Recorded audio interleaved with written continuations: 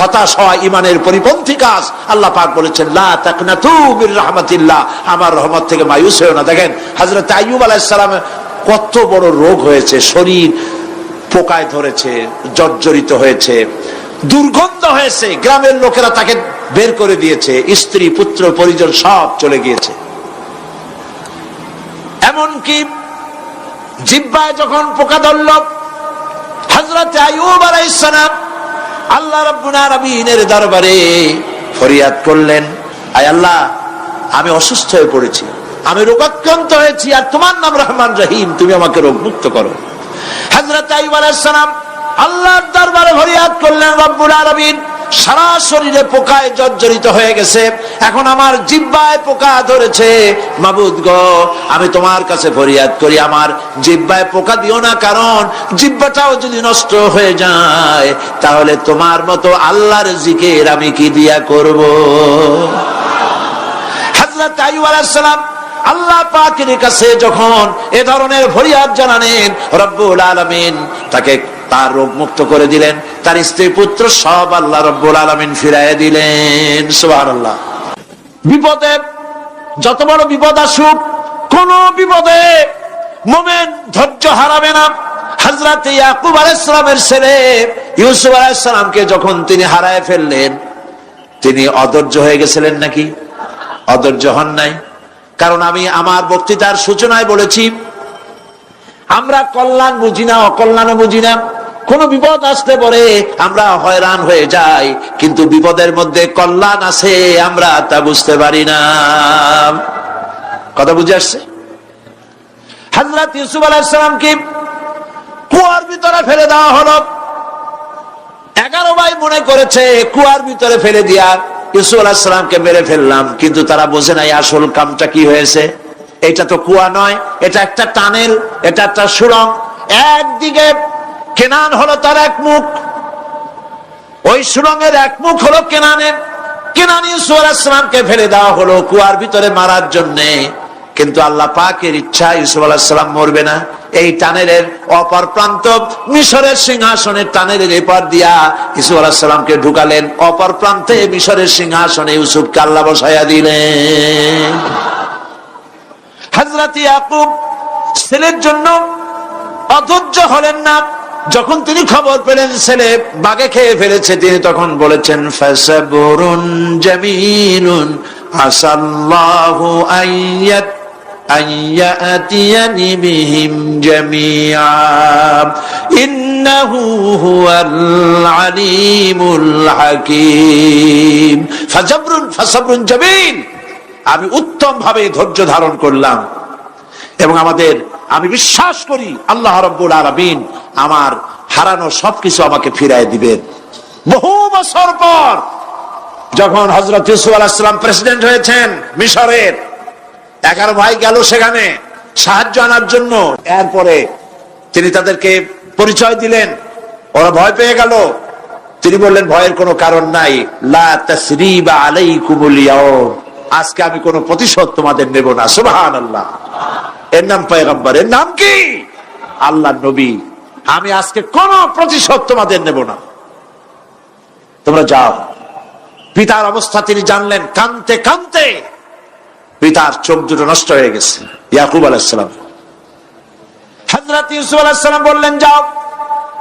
নিজের জামাটা খুললেন, গায়ের জামা খুলে বললেন, ভাইরা আমার, এই জামা নিয়ে যাও, আর আমার আব্বার চোখের উপরে এই জামাটা রেখে দিও। ছেলেরা যখন হযরত ইউসুফ আলাইহিস সালামের জামা নিয়ে মিশর থেকে রওনা করেছে, গল্প নয়, উপন্যাস নয়, আল্লাহ পাক এই কোরআন শরীফে সূরা ইউসুফে বলেছেন, জামা নিয়ে মিশর থেকে রওনা করেছেন। কোথায় মিশর আর কোথায় কেনান?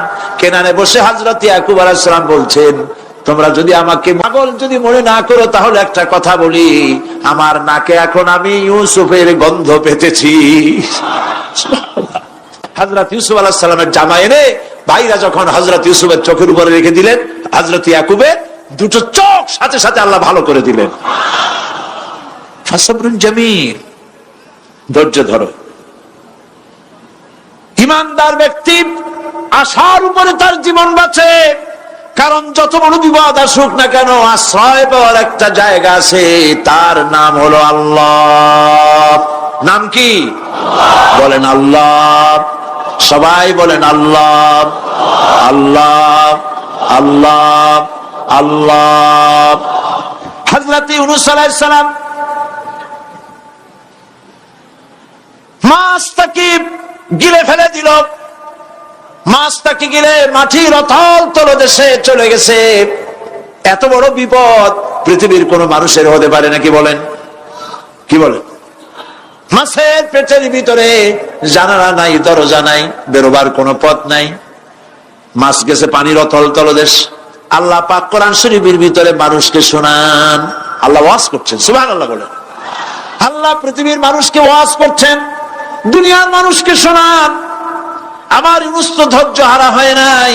ওয়াজান্নুন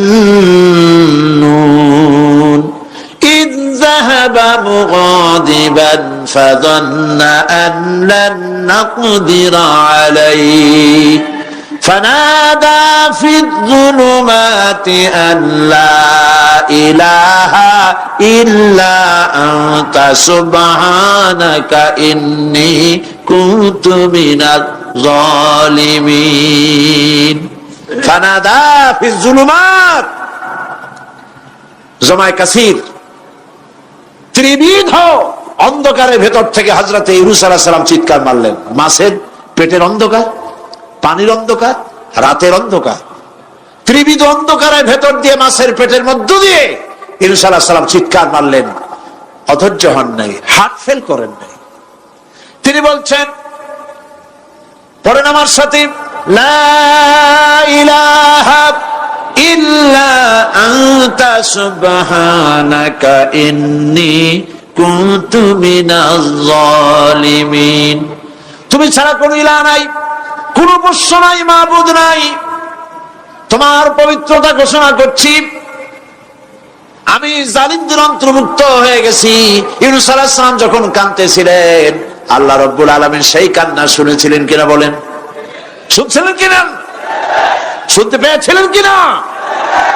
পানির ভিতরে কেউ শোনে নাই, মাছের পেটের ভিতরে ইউনূস আলাইহিস সালাম কিভাবে চিৎকার করছেন, মাছের পেটের ভিতরের আওয়াজ পানির ভিতরে কেউ শোনে নাই, জমিনের কেউ শোনে নাই, অন্তরিক্ষে কেউ শোনে নাই, সাত আকাশের ভিতরে কেউ শোনে নাই, কিন্তু আরশে আজিমের মালিক আল্লাহ রাব্বুল আলামিন শুনতে পেয়েছেন। সঙ্গে সঙ্গে রব্বুল আলামিন জবাব দিলেন, ফাস্তাজাবনা লাহু ওয়া নাজ্জাইনাহু মিনাল গাম্মি ওয়া কাযালিকা নুজিল মুমিনিন। পড়েন, ফাস্তাজাবনা লাহু ওয়া নাজ্জাইনাহু মিনাল গাম্মি ওয়া কাযালিকা নুজিল মুমিনিন। আমি ইউনূসের ডাকের জবাব দিলাম। কে বলতেছেন? বড় করে বলেন, কে বলছেন? আল্লাহ। সুবহানাল্লাহ। আপনারা কি ভয় পাইছেন? ভয় পেয়েছে মুসলমান? আল্লাহ রাব্বুল আলামিন বলেন, আমি আমার ইউনূসের ডাকের জবাব দিলাম। শুধু জবাব দেই নাই, আমি ইউনূসকে তার মাছের পেটের ভিতর থেকে বাঁচাই দিলাম।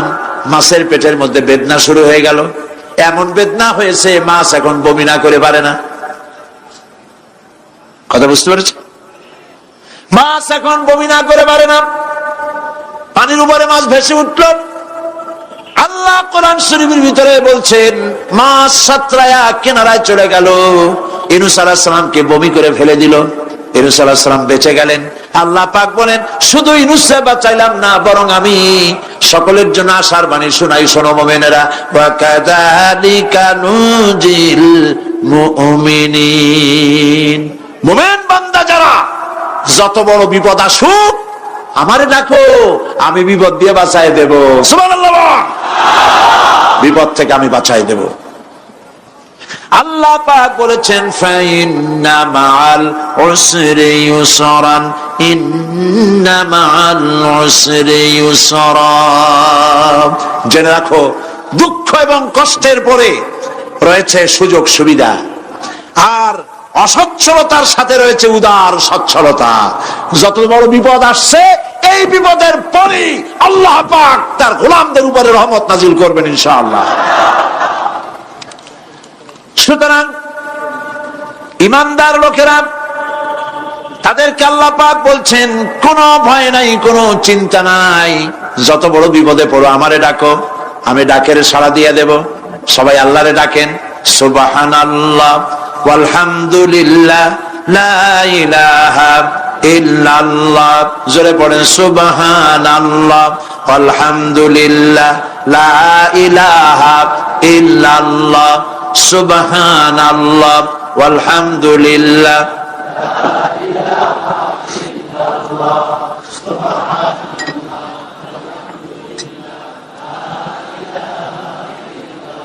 লা ইলাহা ইল্লাল্লাহু মুহাম্মাদুর রাসূলুল্লাহ। আল্লাহর উপর ঈমান আনলে যত ফায়দা হয়, এত ফায়দা দুনিয়ায় কোথাও নাই। সুবহানাল্লাহ। আল্লাহর উপর ঈমান আনার পঞ্চম নম্বরে, আল্লাহর উপর ঈমান আনলে পরে আরেকটি বড় ফায়দা, সেটা হলো কঠিন এবং কঠোর বিপদে আল্লাহ পাক তার মধ্যে অবিচলতার এবং ধৈর্য ধরার তৌফিক দিয়ে দেন। সুবহানাল্লাহ। যত বড় বিপদ আসুক, সেই বিপদে মুসিবতে আল্লাহ পাক মুমিনদেরকে আল্লাহর উপরে নির্ভরতা শিখায় দেন। সুবহানাল্লাহ। কারণ মুমিনদের জানা আছে যে ঈমানদারদের বিপদ নতুন কিছু নয়, একেবারে আদম আলাইহিস সালাম থেকে শুরু হয়ে আসছে, ঠিক কিনা? আদম আলাইহিস সালামের বিপদ হয় নাই? আদম আলাইহিস সালামের বিপদ কি? শয়তান। তার বিপদ কি? শয়তান ছিল বিপদ। প্রত্যেক নবীর সময় মানুষের নবীদের কষ্ট দিছে, দেয় নাই? বিশ্বকবি ইকবাল বলেছেন, সতীজা কা রহা হ্যায় अज़ल से ताइमरोज, सतीजा का रहा है अज़ल से ताइमरोज, चरागे मुस्तफा भी से शरारे बुलहबीस। আবহমান কাল থেকে শুরু করে মুহাম্মদ সাল্লাল্লাহু আলাইহি ওয়াসাল্লামের চারাগকে, নূরকে, ঈমানকে, ইসলামকে নিভায় দেওয়ার জন্য আবু জাহেলের গোষ্ঠীরা চিরকাল চেষ্টা করেছে। সব চেষ্টা কর্পূরের মতো উড়ে গেছে, মুহাম্মদ সাল্লাল্লাহু আলাইহি ওয়াসাল্লামের চারাগ টিম টিম করে জ্বলতে রয়েছে। আল্লাহ পাক বলছেন, ইউরিদুনা লিইউতফিউ নূরাল্লাহি বিআফওয়াহিহিম ওয়াল্লাহু মুতিম্মু নূরিহি ওয়ালাউ কারিহাল কাফিরুন। ওরা চায় মুখের ফু দিয়া, কারা? কাফেরেরা। ইসলাম সহ্য করতে পারে না যারা, ওরা চায় মুখের ফু দিয়া আমার আলোটাকে নির্বাপিত করে দেবে। আল্লাহ পাক বলেন, ওয়াল্লাহু মুতিম্মু নূরি, আমি আমার নূরকে পূর্ণতা দান করব, তাতে কাফির বেঈমানদের মনের ভিতরে যত জ্বালা হোক, যন্ত্রণা হোক, ওদের কলজা যত পুরুক, ইসলাম তার বিজয় পতাকা নিয়ে উঠবে, কেউ ঠেকাতে পারবে না। আল্লাহ রাব্বুল আলামিন, আল্লাহ পাক বলছেন, ওয়াকাযালিকা জাআলনা লিকুল্লি নাবিয়্যিন আদুওয়াম মিনাল মুজরিমিন। আর এমনি করে আমি সকল নবীর শত্রু বানিয়েছি সব পাপিষ্ঠ অপরাধ প্রবণ লোকদের। শুনছেন কথা? শোনেন নাই?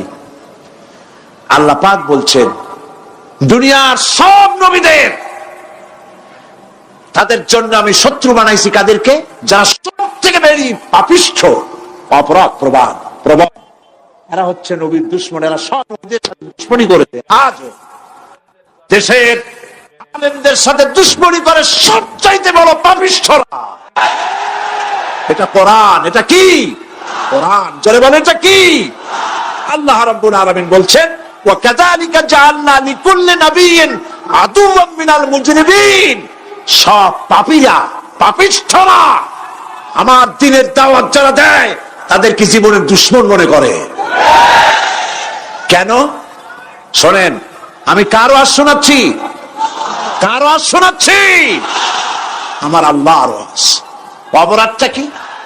নবীদের বিরুদ্ধে, নবীর ওয়ারিস ওয়ারাসাতুল আম্বিয়া কারা, তো তাদের বিরুদ্ধে তাদের অপরাধটা কি?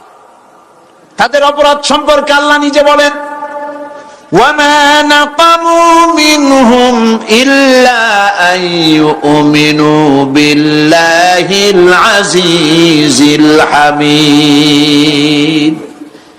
এদের বিরুদ্ধে অ্যাকশন নেওয়ার আর কোন অপরাধ ওদের নাই। ওদের একমাত্র অপরাধ, ওরা আল্লাহর জমিনে আল্লাহর আইন প্রতিষ্ঠা করতে চায়। এটাই হচ্ছে অপরাধ।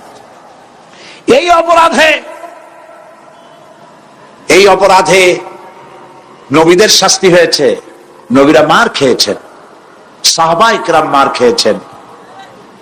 আমরা তো সাহাবায়ে কেরামের জুতার ধুলার সমান নই, সুতরাং এগুলি আমাদের পাওনা।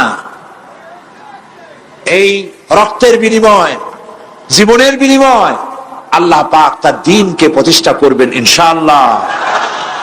হযরতে খাব্বাব, বুখারী শুনুন, বুখারীর হাদিস। আমি কোনো কথা বানিয়ে বলি না, আমি লেখাপড়া করি, পড়াশোনা করি, চোখে দেখি, তারপরে কথা বলার চেষ্টা করি। বাজে গপ্প কিস্সা কাহিনী বলার অভ্যাস আমার কোনো কালে ছিল না, নাই। রাসূল করিম সাল্লাল্লাহু আলাইহি ওয়াসাল্লামের মতো মানুষ, ওনার মতো মানুষ, আহারে, তার চাইতে শ্রেষ্ঠ মানুষ কি পৃথিবীতে আছে? তিনি মার খাইছেন না খান নাই? আহা, কিভাবে তাকে মারলো! গলায় চাদর দিয়ে পেঁচাইয়া আছাড় মেরে ফেলে দিয়ে তারপরে তাকে প্রহার করা হয়েছে। আবু জাহেল মেরেছে, বেহুশ হয়ে গেছেন হুজুর। হযরত হামজা তখনও কাফের ছিলেন। শিকার থেকে ফিরে এসে মুহাম্মদ সাল্লাল্লাহু আলাইহি ওয়াসাল্লামের অবস্থা দেখে পায়ের রক্ত মাথায় উঠে গেছে। আপন ভাইয়ের ছেলে, আর এমন ছেলে। চলে গেলেন আবু জাহেলের বাড়ি, বললেন, আবু জাহেল, তুই নাকি মুহাম্মদ সাল্লাল্লাহু আলাইহি ওয়াসাল্লাম মারছিস? কেন মারলি? তিনি তো ভালো কথাই বলেন, সব সময় বলেন, সত্য কথা বলো, মানুষের উপকার করো, এতিমকে আশ্রয় দাও। এত সুন্দর সুন্দর ভালো ভালো কথা বলেন, তার মতো ভালো মানুষ তো দুনিয়ায় দেখি নেই। মারলি কেন? তুই কি মনে করছিস যে আব্দুল্লাহ মারা গেছে বলে এতিম হয়ে গেছে মুহাম্মদ সাল্লাল্লাহু আলাইহি ওয়াসাল্লাম? তোর মনে রাখা উচিত, আব্দুল্লাহ মারা গেছে, হামজা মরে নাই। হযরত হামজা ধনুক বাইর করলেন, এক বাড়ি বেরিয়ে গেল। হামজা হন হন করে হেঁটে এলেন রাসূলের কাছে।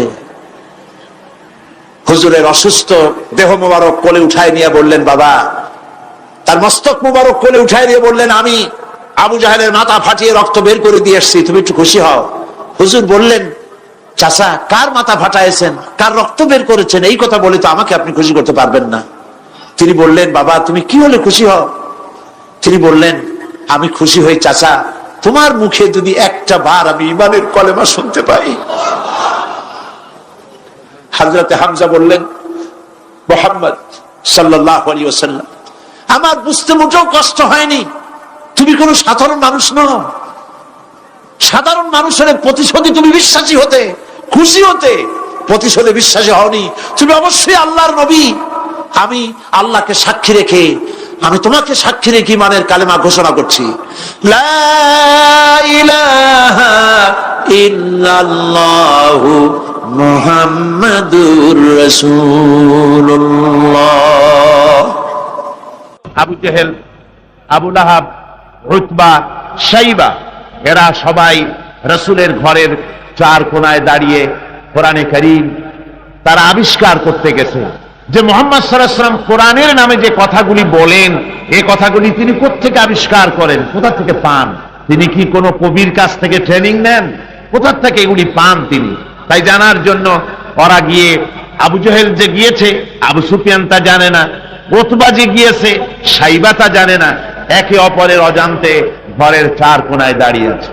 গভীর রাত্রে সরকারে দো আলম আশরাফুল আম্বিয়া নবী মুহাম্মদ রাসূলুল্লাহ সাল্লাল্লাহু আলাইহি ওয়াসাল্লাম তেলাওয়াত করা শুরু করেছেন। এখন বুঝুন, একে তো আল্লাহর কালাম, আর তেলাওয়াত করছেন তিনি যার উপরে এটা অবতীর্ণ হয়েছে। একটু আগে যে কারি সাহেব তেলাওয়াত করতেছিলেন, কি বলেন, কেমন লাগলো? সুবহানাল্লাহ, সুবহানাল্লাহ, মনে হচ্ছিল সারা রাত তেলাওয়াত হোক আর শুনতে থাকি। এখন বুঝুন যে রাসূল নিজে তেলাওয়াত করতেছেন। আবু জাহেল, আবু সুফিয়ান, উতবা, শাইবা আল্লাহর নবীর ঘরের চার কোনায় দাঁড়িয়ে নবীজির তেলাওয়াত করা কোরআনে কারীম শুনতেছে। ওদের মনে মনে চিন্তা জাগলো, আরেকটু শুনে তারপরে বাড়ি যাব, আরেকটু শুনে নেই তারপরে বাড়ি যাব। এভাবে করে চিন্তা করতে করতে নবীজির মুখে আল্লাহ রাব্বুল আলামিনের কালাম শুনে শুনে চারটা কাফেরের জন্য ফজরের রক্ত হয়ে গেছে। বাড়ি যাওয়া তো দূরের কথা, দাঁড়ানো থেকেও তো বসার সময় পায় নাই। কোরআনে কারীমের আকর্ষণ, এ মোহাব্বত মানুষকে এভাবে টেনে আনে। দেখুন,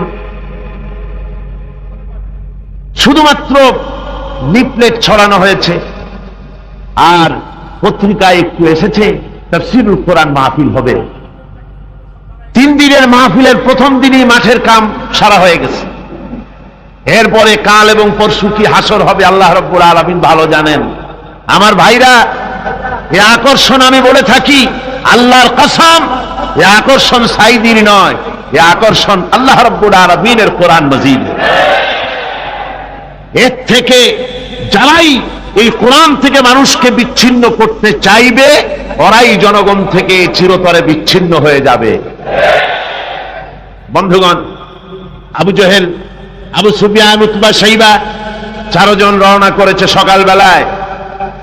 আবু জহেল জিজ্ঞেস করছে, আবু সুফিয়ান রে, কখন আসছো? কয় অত রাত্রে। উতবা, শাইবা তারাও বলল মুখ রাত্রে। কেউ কোনো কথা বলে না। আবু সুফিয়ান বলছে, ভাই আবু জহেল, যদি তুমি রাগ না করো একটা কথা কই। হ্যাঁ, বলতে পারো।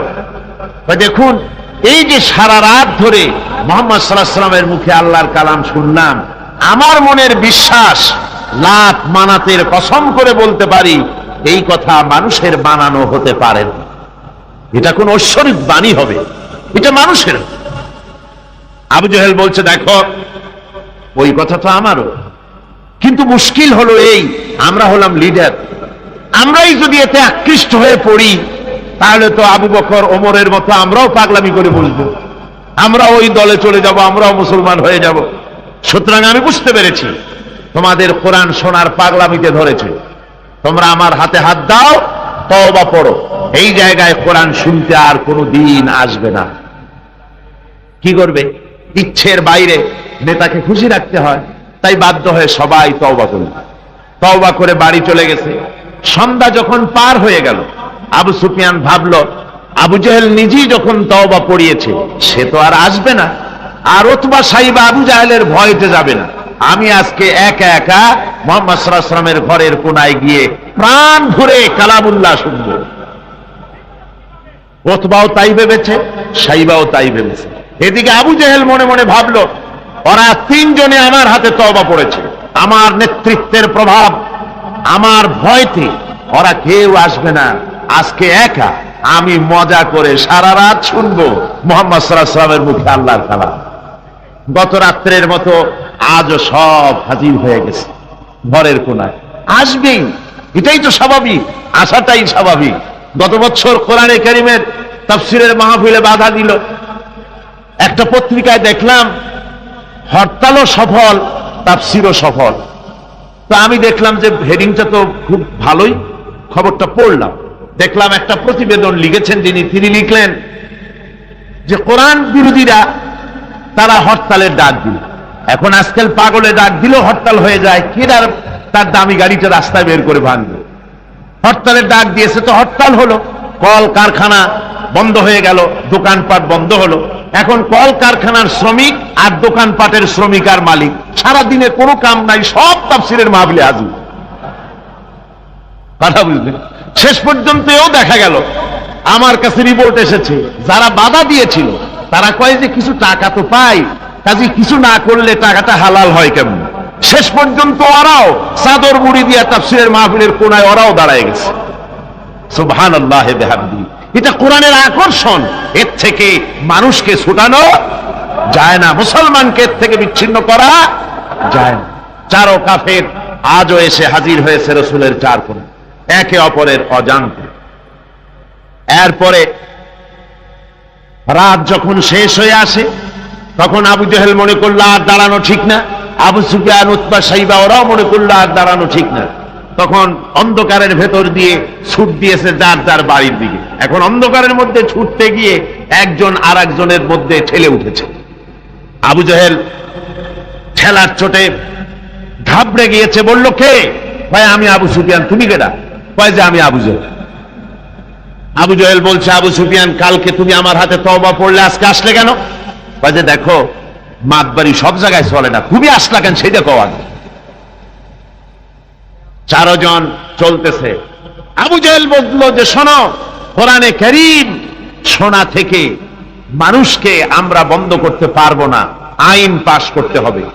আইন করে কোরআন শোনার পথকে রুদ্ধ করে দিতে হবে। এরপরে তারা আইন পাশ করলো। কি আইনটা পাশ করলো? আল্লাহ রাব্বুল আলামিন কোরআনে কারীমে ওদের সেই আইনটা, ওরা যেটা পাশ করলো ওইটা কোরআনে কারীমে আল্লাহ কোট করে রাখলেন। যেহেতু আবু জেহেল মরে যাবে, কিন্তু তার নাতিরা তো মরবে না, ওর নাতিরা তো থাকবে কিয়ামত পর্যন্ত। ওর দৌহিত্র, ওর পৌত্র যা কিছু আছে এগুলো বেঁচে থাকবে দীর্ঘদিন।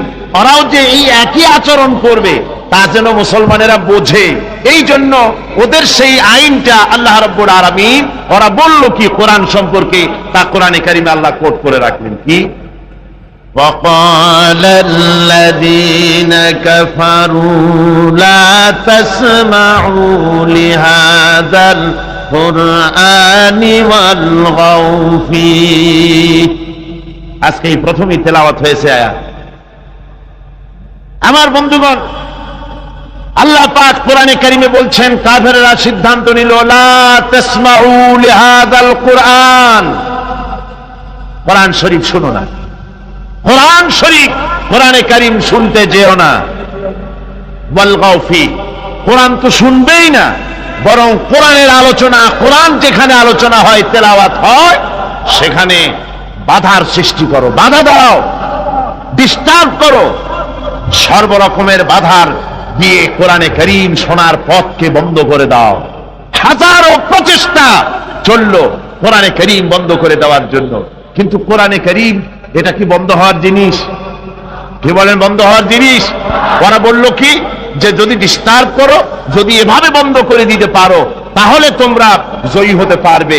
আর যদি কোরআনের আন্দোলন চলে, তাহলে তোমরা জয়ী হতে পারবে না, তোমাদের ক্ষমতা শেষ হয়ে যাবে। আমার ভাইরা, রাসূল পাক সাল্লাল্লাহু আলাইহি ওয়াসাল্লাম হজের মৌসুম এলো, কাবা শরীফের কোনায় বসে তেলাওয়াত করতেছেন। আবু জেহেল করেছে কি, ঘরে বাইরের থেকে যত হাজিরা এসেছে হজ করতে, ওদের তাঁবুতে গিয়ে গিয়ে বলছে, শোনো আমাদের দেশে একটা পাগল, নাম তার মুহাম্মদ, নাউযুবিল্লাহি মিন যালিক, বলছে নাম তার মুহাম্মদ সাল্লাল্লাহু আলাইহি ওয়াসাল্লাম, তাকে জেনে ধরেছে, খবরদার তার কথা শুনতে যাও না। সে একটা পাগল মানুষ, তার কাছেও যাও না, কি বলে তাও শোনো না। এখন অবস্থাটা এই হয়েছে, বাইরের থেকে যারা এসেছে তারা তো মুহাম্মদ সাল্লাল্লাহু আলাইহি ওয়াসাল্লামের নাম জানে না। আবু জেহেল নিজে গিয়া ঘরে ঘরে হুজুরের নামটা পরিচয় করায় দিয়ে আসে। এরপরে এই সমস্ত মানুষের একটা কৌতূহল, এই কোন জিনিস সম্পর্কে মানুষকে যদি নিষেধ করা হয়, সেই জিনিসটা জানার জন্য, দেখার জন্য মানুষের কিউরিসিটি জাগে বেশি। এখন যখন নিষেধ করা হলো, লোকেরা ভাবলো নেতা বলেছে শুনবো না কি বলে, কিন্তু পাগলটা কেমন একটু দেখে আসি না। চলে গেছে কাবা শরীফের পাশে, যায়া রাসূলুল্লাহ সাল্লাল্লাহু আলাইহি ওয়াসাল্লামের চেহারা মোবারকের দিকে, তার চেহারা আনোয়ারের দিকে যখন এরা তাকিয়েছে, রাসূল পাক সাল্লাল্লাহু আলাইহি ওয়াসাল্লামের চেহারা মোবারকের দিকে তাকিয়ে ওরা বলছে, এই লোকটা কি পাগল হতে পারে? এত সুন্দর চেহারার মানুষ, সে কি কোনোদিন পাগল হতে পারে? নিশ্চয়ই পারে। রাসূল পাক সাল্লাল্লাহু আলাইহি ওয়াসাল্লামের চেহারা মোবারক, সুবহানাল্লাহ, মানুষের যদি নজর পড়ে যেত আল্লাহ রসুলের প্রতি, সেই চেহারা থেকে মানুষ চোখ ফিরাতে পারত না। হাদিস শরীফে এসেছে, রসুল যখন ঘেমে যেতেন, ঘামের বিন্দুগুলি যখন গলার উপরে, কপালে, গালের